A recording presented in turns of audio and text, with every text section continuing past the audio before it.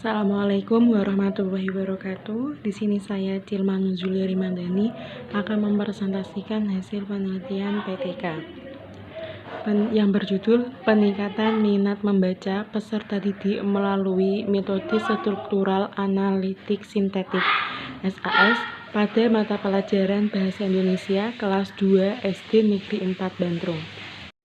Latar belakang: membaca merupakan suatu strategis.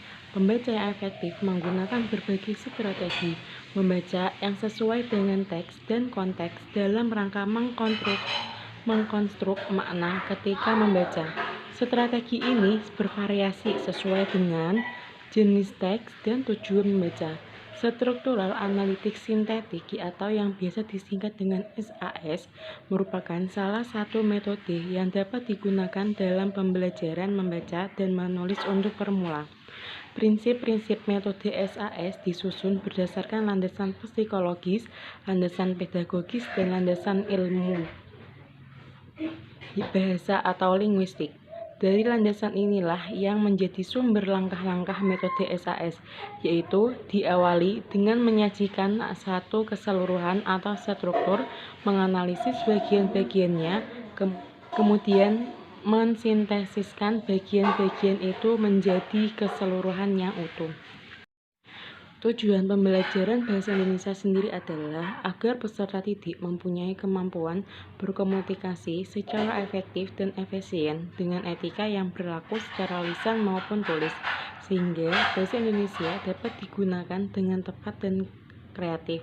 Sedangkan tujuan khusus pembelajaran Bahasa Indonesia adalah materi yang diajarkan dapat dipahami para peserta didik.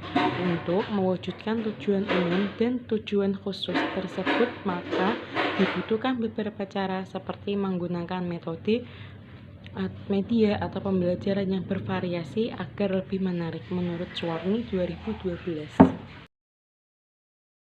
Selanjutnya yaitu rumusan masalah. Dalam pengamatan yang telah dilakukan di kelas 2 SD Negeri 4 Bandrung, guru hanya menggunakan metode ceramah, diskusi, dan tanya jawab dan memberikan tugas sebagai pembelajaran konvensionalnya. Guru hanya menjelaskan materi, kemudian memberikan contoh soal, dan dilanjutkan dengan pemberian soal-soal latihan.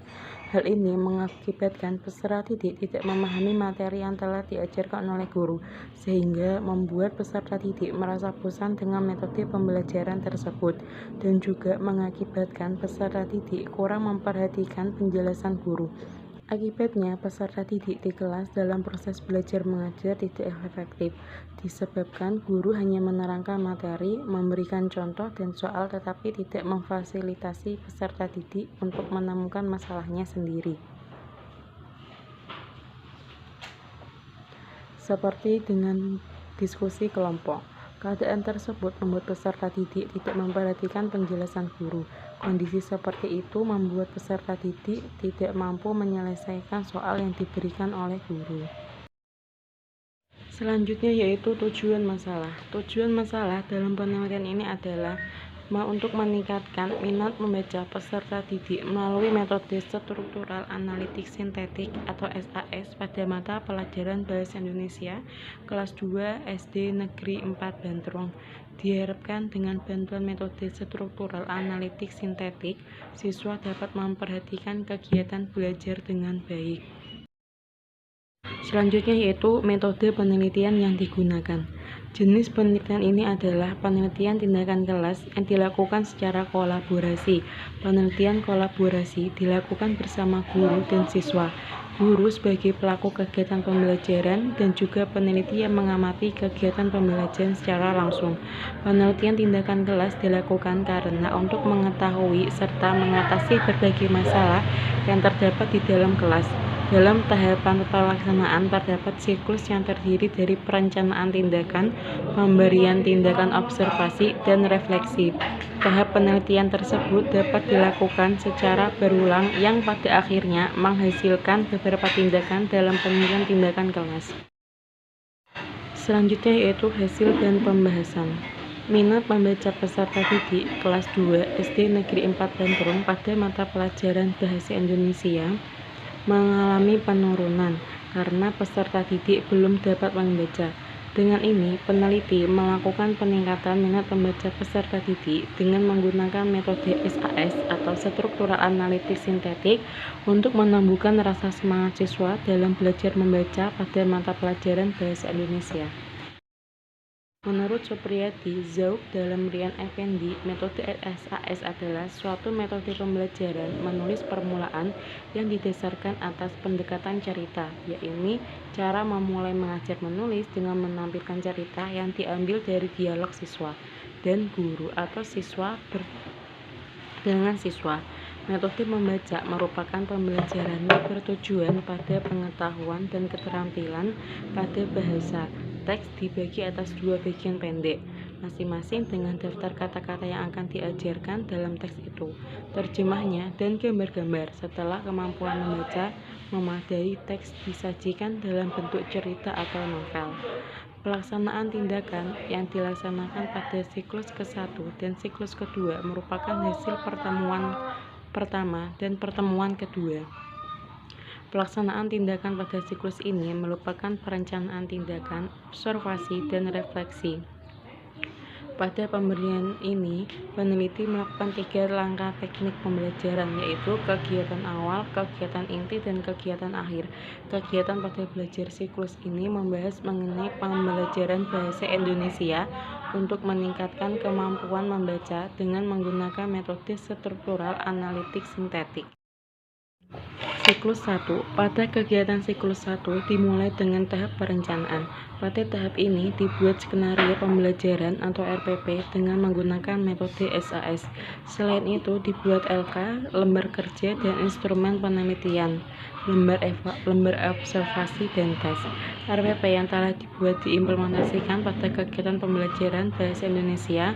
Materi yang diberikan adalah teks kalimat sederhana tentang membaca permulaan dengan subtema lingkungan rumahku. Sebelum pembelajaran dimulai, siswa mendengarkan dan mengamati pembelajaran mengenai materi agar yang ada di lingkungan sekolah. Inti kegiatan pembelajaran adalah guru memperlihatkan gambar dengan cara menempelkan gambar rumah di papan tulis menggunakan kertas HVS untuk merangsang dan menggali bahasa siswa. Siklus kedua, tahap perencanaan ini peneliti menyiapkan rancangan suatu kegiatan pembelajaran yang lebih menarik lagi dan efektif dalam penerapan metode SAS yang maksimal. Perubahan dari siklus 1 ke siklus 2. Awal pembelajaran siswa dituntut untuk lebih ceria sehingga guru dan siswa menyanyikan lagu yang berjudul Gemar Membaca agar pembelajaran menjadi menyenangkan. Guru memberikan 2 contoh soal atau gambar yang lebih menarik. Guru memberikan soal tes lisan, kontekstual atau dikaitkan dengan kehidupan mereka sehari-hari, sehingga memberikan solusi kepada siswa agar lebih mudah paham ketika membaca kalimat sederhana. Guru lebih membimbing siswa yang belum terlihat ikut serta atau bermasalah dalam kegiatan pembelajaran.